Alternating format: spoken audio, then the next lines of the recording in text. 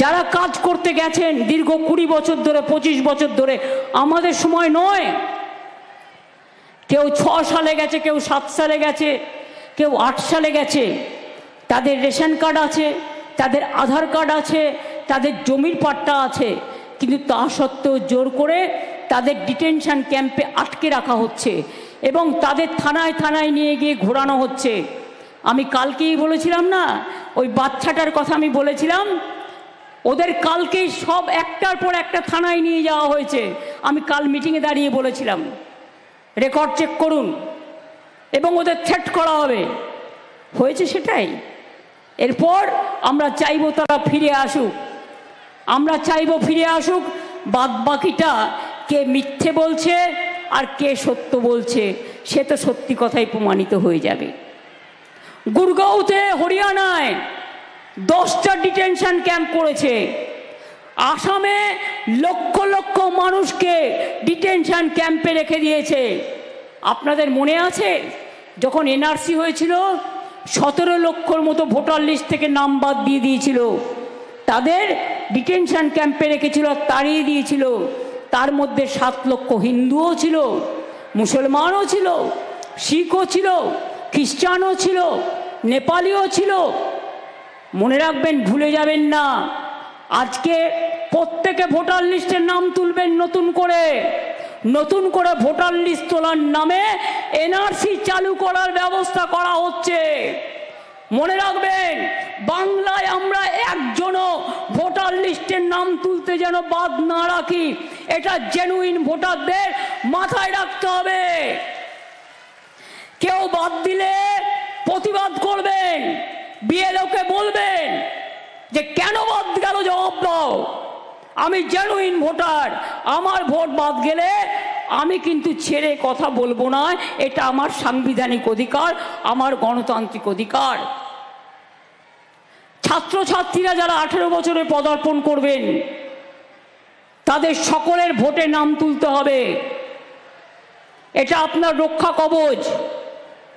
সংখ্যালঘু ভাই বোনেরা যারা বাইরে কাজ করেন, শুধু ঈদে আসলে হবে না, ভোটার লিস্টে নামটা তুলতে হবে ভালো করে, এবং এখানে এসে থাকার চেষ্টা করুন।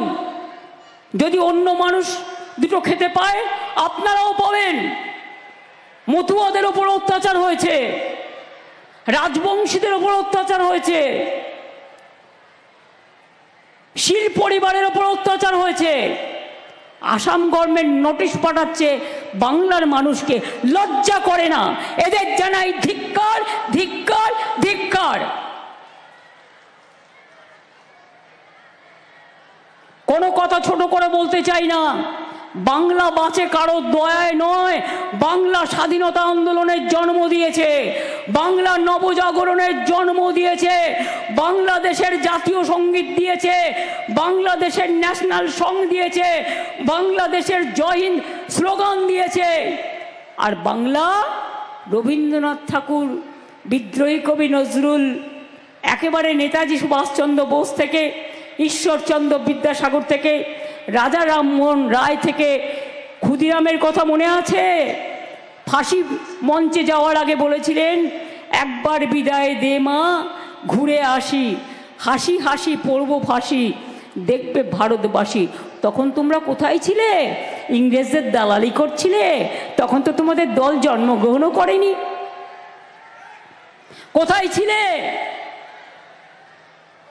যারা দেশের জন্য দিয়েছে বলিদান, আর অত্যাচার করে, ভাষা সন্ত্রাস করে এটা দিচ্ছ তোমাদের প্রতিদান।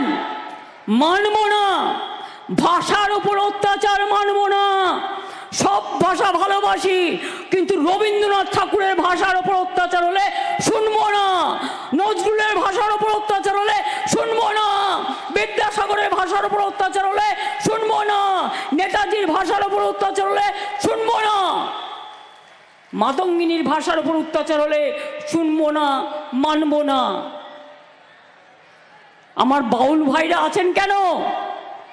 মনে রাখবেন, বাংলা বাউলদের বাংলা, হরিকীর্তনের বাংলা, চৈতন্য মহাপ্রভুর বাংলা, ধামসা মাদলের বাংলা, ছৌ নাচের বাংলা,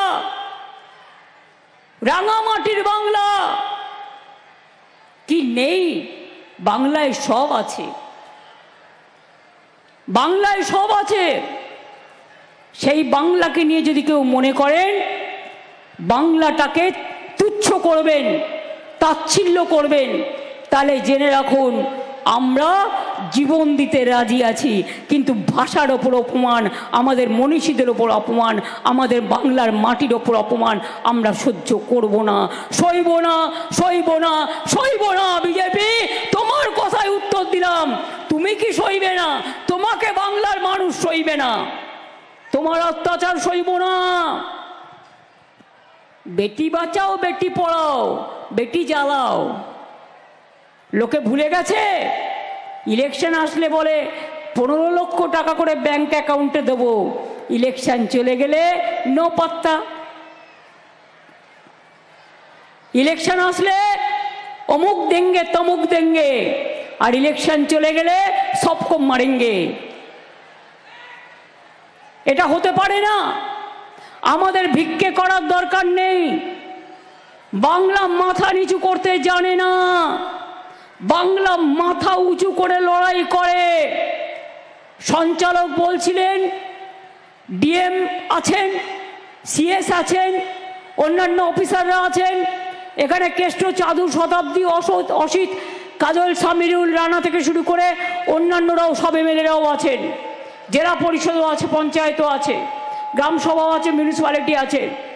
পরিষ্কার বলি, ভোটার লিস্টের কাজটা ভালো করে করবেন, আর বিএলওদের দয়া করে বলবেন কাউকে হ্যারাস করবেন না, কারো জেনুইন ভোটারের নাম কাটবেন না।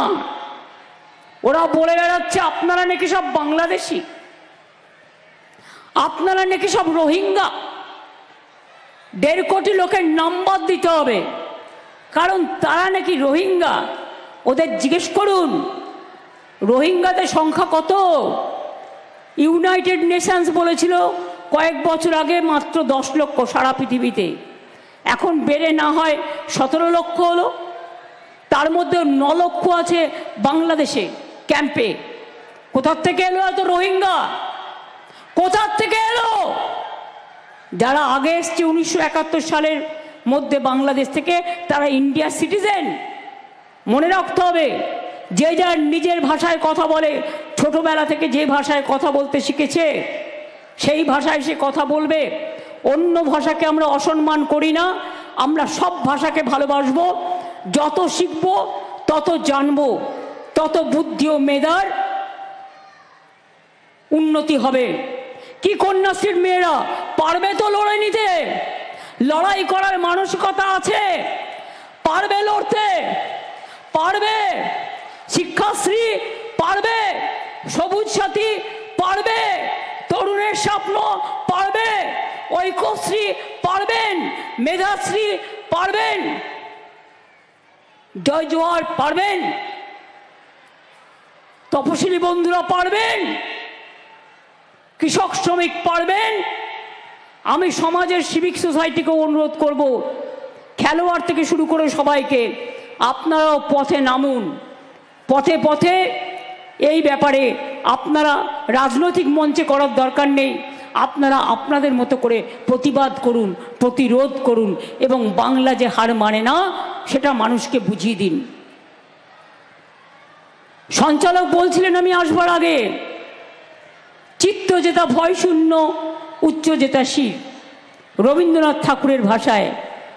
জেনে রাখবেন, স্বাধীনতা আন্দোলন হতো না যদি রবি ঠাকুরের কলম না বেরোতো, যদি নজরুলের গান কারারই লৌহ কপাট, ভেঙে ফেল কডলের লোপাট, রক্ত জমাট শিকল, পূজার পাষাণ বেদি না বেরোতো, যদি না বেরোতো কবি ঠাকুরের গান, রাখি বন্ধন করে বাংলার মাটি বাংলার জল, বাংলার বায়ু বাংলার ফল, পুণ্য হোক হে ভগবান।